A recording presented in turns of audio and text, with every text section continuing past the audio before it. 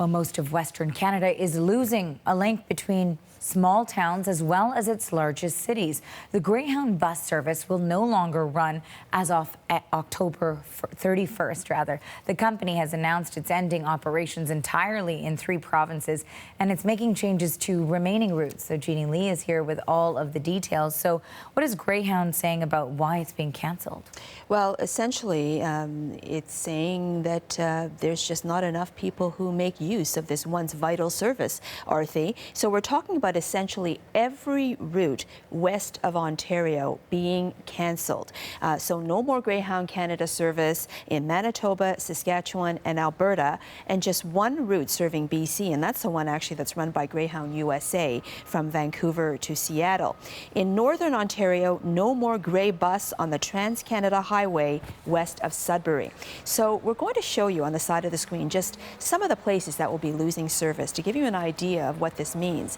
In Alberta, places like Grand Prairie, Fort McMurray, Grassland, and Whitecourt, and in BC, Kamloops, Merritt, and Squamish, just some of the places being affected. And here's what its senior vice president is saying. We understand that these route changes are difficult for our customers. Despite best efforts over several years, ridership has dropped nearly 41% across the country since 2010 within a changing and increasingly challenging transportation environment. Simply put, we can no longer operate unsustainable routes. Unsustainable because on some routes, Arthi, ridership was down to single digits. That means no more than 9 people per bus. So obviously you can see why that would be a problem. Another problem would be the low oil prices that Western Canada has been suffering through. That was already cited in the annual report released months ago from Greyhound Canada, calling the whole situation challenging back then, more so now.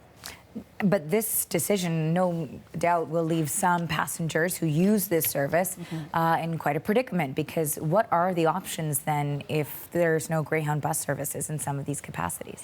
Well, that's the problem. And the fact is this also cuts down what was once a national bus line running across the country and had been for 90 years just about. So what's left of service is in Quebec. That doesn't change. Much of Ontario, because those routes are very populated. But yeah, for other people, this was a vital service in that they could could not get around without it. These would be seniors, low-income people, or people who don't know how to drive. But with more car ownership, more low-cost airlines, other ways of transport, trains, this became a survival problem for Greyhound. All right, thanks a lot for this, Jeannie. You're welcome. And for more, we've reached Brian Skaken. He is a city councillor in Prince George, British Columbia. Councillor, thank you for joining us. We appreciate your time on this issue. So let's first start with your reaction. Let's first start then with your reaction to this announcement from Greyhound. What did you think when you heard the news? I was very surprised because last year the city of Prince George went to the Union of BC Municipalities. We passed a resolution that was passed unanimously to try and convince Greyhound to at least maintain the service. And, we talked about how important the service was to rural communities in BC for, as part of the social fabric. It's a safety net for people, particularly vulnerable women, to travel. And to find out today that they're basically wiping it off from, half of the country, I think is absolutely devastating. And, you touched on one of the key points there. Prince George is a regional hub in BC. So what will this really mean for people in your city? Well, it's unclear at this point. I think the province BC is looking at starting some sort of a smaller bus service in some of these smaller communities. But really, I don't buy it that Greyhound, is facing all these challenges. They could have downsized the fleet with the smaller vehicles, been more innovative, and really in the end, and what I said last year in Vancouver at the Union of BC Municipalities conference was that they're putting profits and parcels before people. And when you talk about this move, of course, from Greyhound, that they're saying the reason behind it is because there's been a decline in ridership, why do you think fewer people were taking their service, were using the Greyhound bus?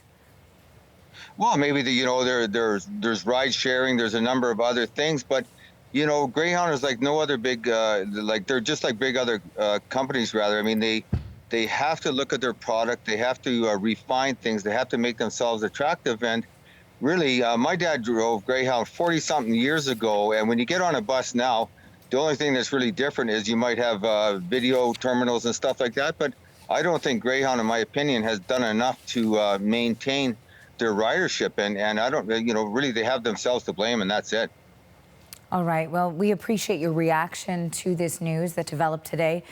Brian Skaken is a counselor in Prince George. Thank you again for joining us.